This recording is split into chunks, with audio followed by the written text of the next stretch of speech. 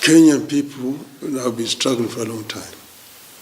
You know, when Kenya got independence, it was a multi-party system, and it was a parliamentary also system of government. We had two political parties. But over the period, the opposition party, KADU, disbanded and joined KANU. But then in 1966, an opposition party was formed, KPU. KPU again was banned in 1969. So from 1969, Kenya had a de facto one-party system of dictatorship. That went on until 1982. Of course, in that period of time, several people tried to form political parties, but they were not allowed. And we intended to form another one in 1982. But in order to prevent that from happening, an amendment was moved in Parliament to create what was known as Section 2A, which made Kenya now a de jure single-party dictatorship. From that time onwards, of course, there was other developments which were basically eroding people's rights in the system. In 1988, they came up with what they called direct democracy, 1988 elections, which was called the Mulolongo system, where people were supposed to, in preliminary elections, people would go and would queue behind candidates.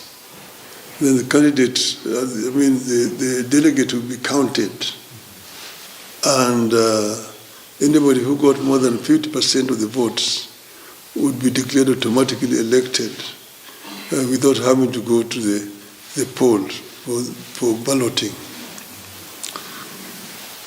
This Mulolongo system was abused seriously, and it caused quite a lot of dissension. A number of people who were not wanted by the system were rigged out in 1988. But that actually, I just wanted to go back to that after the amendment of 1982, that made the country a single-party dictatorship. Kenyans were now left without any option. And that's when there was the coup attempt of 1982, which resulted in a lot of repressions at that time, and also a number of people had been detained, some of them before and others after. There were detentions without trial. Several people were detained, people like Maina Kinyati, Koigu Amwere, Joja Nyona, William Tunga, Katama Mkangi, several of them had been detained. A number of them from University of Nairobi, like Mkaru Nganga, Professor Edward Oyugi, and so on. I want to say that the political system itself had become very repressive indeed. So after the elections of 1988, come now 1980, the people had had enough. And one of those people who had been rigged, or some of those who had been rigged, was late Kenneth Matiba and Charles Rubia. Now in 1988, now in May 1988, in 1990, to be exact, I think it was 2nd of May 1990, Kenneth Matiba and Charles Robia issued a they addressed a press conference in which they said that Kenya was now ripe for multipartyism, and that they wanted to ask the Kenyans to go and express themselves, see if they want multipartyism or they don't want multipartyism. And they proposed a rally at Kamukunji grounds, the historic Kamukunji grounds, to be held on the 7th of July. 7th of July, this is 1990. So after that press conference, there was, of course, an orchestration of condemnation from the system. These were tribalists, anarchists, who want to create chaos in the country.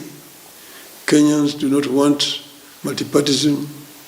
Kenyans are against multipartyism and so on. So this was orchestrated by the KANU machinery, which was then very powerful. I had myself just been released from my 3rd detention at that time. Me and Kenneth Matiba had been friends for a long time. We used to manage soccer together in the early 70s. So Matiba then came to look for me in my office. And he told me that the way things are going, these people are likely to detain us. So at this stage, the only person who can save us is Jaramogi, if he can speak. And I want you to link us with Jaramogi, which I dutifully did, and I made arrangement for the meeting between Matiba and Jaramogi. Matiba came, and then he explained to Jaramogi that you were like a cock that crew too early, when most of Kenyans were deep asleep. But now Kenyans are awake, and they are ready for what you had wanted. And we want you to be there and lead us, and we will be supporting you to go and challenge this government. Jaramogi asked him to bring his friend, Charles Robia. So they came the following day with Robia. And Jaramogi was with Oneko and Lukobok. They talked, and eventually they agreed that we would form a movement going forward to pressure for the formation of, for the repeal of Section 2A. After that meeting, that night, a contingent of, I think it was security officers, attacked Matiba's home in Riara. Matiba had gone back to Diani, where he had been staying, and they injured his wife at night. So in the morning, we were told that Mrs. Matiba was in Nairobi Hospital, ICU. We were planning to go and see her when Matiba called us and said, wait for me to come so that I can receive you at the hospital, which we did. And then we went to the hospital to see Edith Matiba with Jaramogi. After that, Jaramogi addressed a press conference. That was the end of it. That day we agreed with Matiba that we would meet at his residence the following day. The following day, I went to Matiba's home in Riara, and it was just me and him, the two of us, when we talked about how to organize the people to come to Kamukunji on the 7th of July. We agreed that Matiba would use his contacts in the Matatu movement to mobilize to transport people, and I would use my soccer connection, the Gor Mahia, and also reach out to AFC to bring the people to Kamukunji. I went to Kisumu, and then when I came back, of course, time was moving. We were now nearing the July.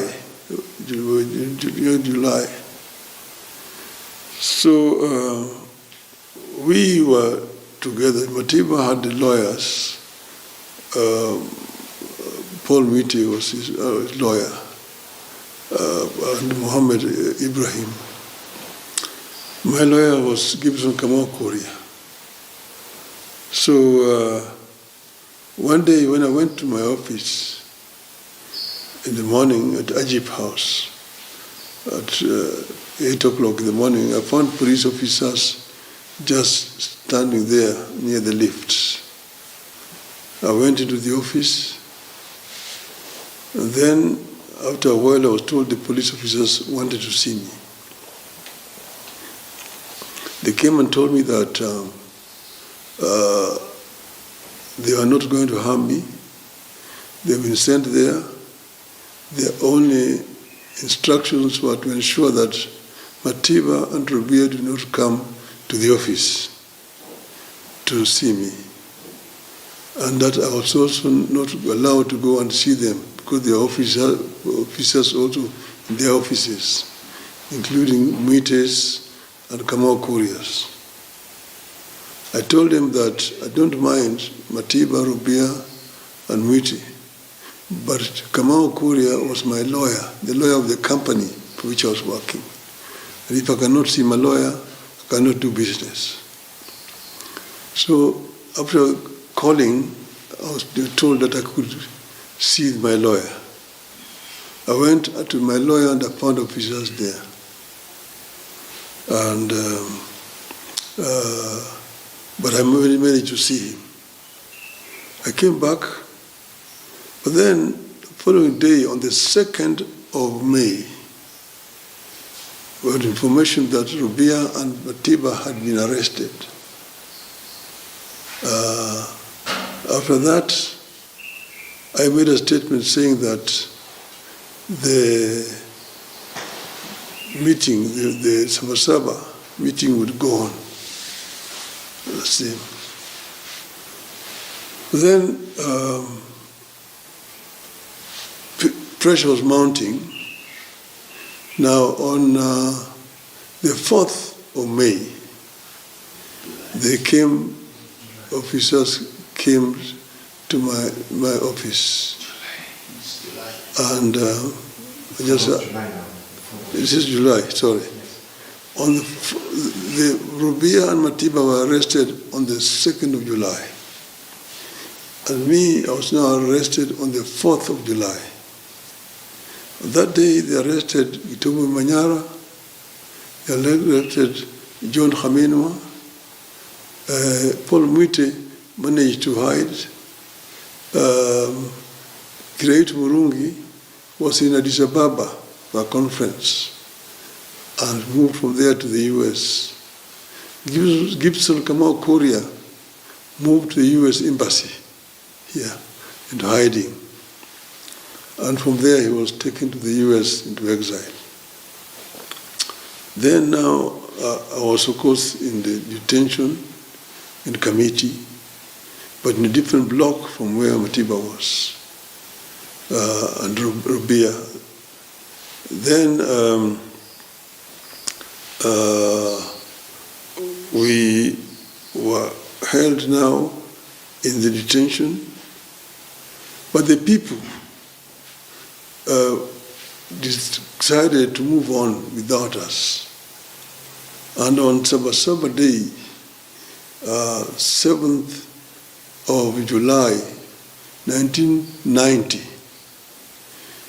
the people moved towards Kamukunji. There was, of course, a lot of force used by the police, shooting the unarmed civilians. And over 20 people were shot and killed. Quite a number were maimed. Of course, in detention, you would just get whispers of what was happening. But that basically was the Sabasaba Day. How it was. There have been stories being told about the other event. You can see some pictures which are in the press, like today. Some of the people on the back of the truck, Shikuku and Orengo. That picture was on 16th of November 1991. That is not Sabasaba. Sabasaba was 7th of July 1990. You see, and it is what actually gave rise eventually to Ford. So when we were released in 1991, then by that time we found when our people who had remained behind had tried to form the National Democratic Party and had been denied registration. And after that, they went to court. And when they went to court, they were not, the court, of course, could not change anything because they said that the Constitution tied their hands. And it was after that that we then decided that we form a pressure group. And this pressure group, this time, we sat down, we were 5 of us. This is Paul Mwite, James Orengo, Anyang Nyong'o, Juager, and myself. We were the ones who decided to form the fund. But we decided that we should not come out openly ourselves because we would just be taken to detention.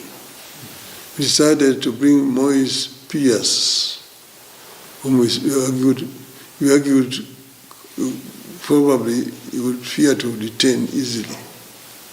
That's how we brought in Jaramogi, brought in Martin Shikuku, Masinde Muliro, George Nthenge, Bamaris, Ahmed Bamaris, and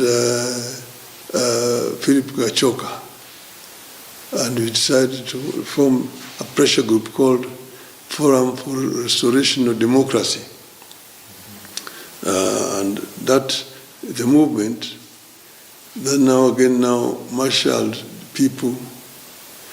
And when we say that we are going to go to Kamukunji again, then there was again the same pressure.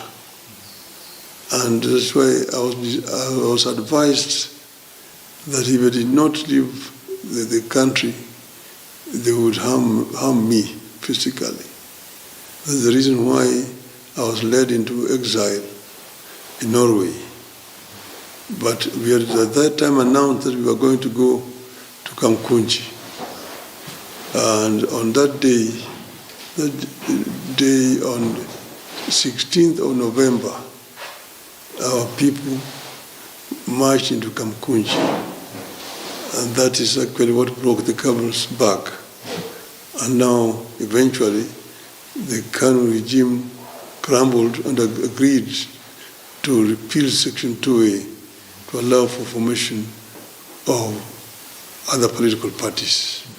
Yes. And so, from I would say that we've gained substantially because, as you know, we not only achieved the formation of other political parties, in the process we managed to push for a new constitution. And we had a very extensive debate on the new constitution at Bomas of Kenya, which eventually ended up with the current new constitution, which I think is one of the most democratic constitutions in the world. Secondly, there's also been freedom of expression. The media is generally now much freer than it was at that time. But we have not achieved everything that we want. You can see, for example, violations of human rights still abound here. You've seen police being able to shoot people, to kill. We have not carried out reforms which should have gone with the new constitution. As you know, I've been telling people that the police we have here is a force that was created by the colonialists, and it was aimed at ruling the natives. It was not a police that was a servant of the people. It was a force. And therefore the attitude of the police was very much anti-people. So you needed a complete retraining of the police force to make them more civil in their approach to dealing with the people, which is what they did in Tanzania. And that's why the police in Tanzania are much more respectful to wananchi than they are in our country here today. And we have also seen, because the economy has not performed as we would have expected, and therefore the many of our people are still deprived, are still suffering 60 years since independence. So there have been gains and there have been losses. This is Sabasaba actually was a very noble idea. Sabasaba was meant to bring the people together for a common cause. And this cause was change. And we decided that we would go to Kamukunji grounds, which is historical grounds. This is where the last Kenya African Union meeting was held in 1952, before the declaration of the state of emergency. And that is again where, when they allowed for formation of political parties, again, the first rally of KANU was held in Kamukunji. So Kamukunji, that's also why eventually when they lifted Section 2A and allowed for formation of political parties, and the first party to be registered as the Forum for Restoration of Democracy, the first rally was held at Kamukunji. So we say that the Kamukunji has got a historical meaning, and that's why we wanted to go there. So what we're saying is that if you want to remember Sabasaba, then we go to Kamukunji. I always go to Kamukunji, even quietly, but I always go there on Sabasaba Day to just go and remember the people who lost their lives there. So my idea would be we go to Kamukunji tomorrow, because if you're talking about protesting, you are protesting, where is this protest going to start and where is it going to? My view would be the road should lead to Kamukunji.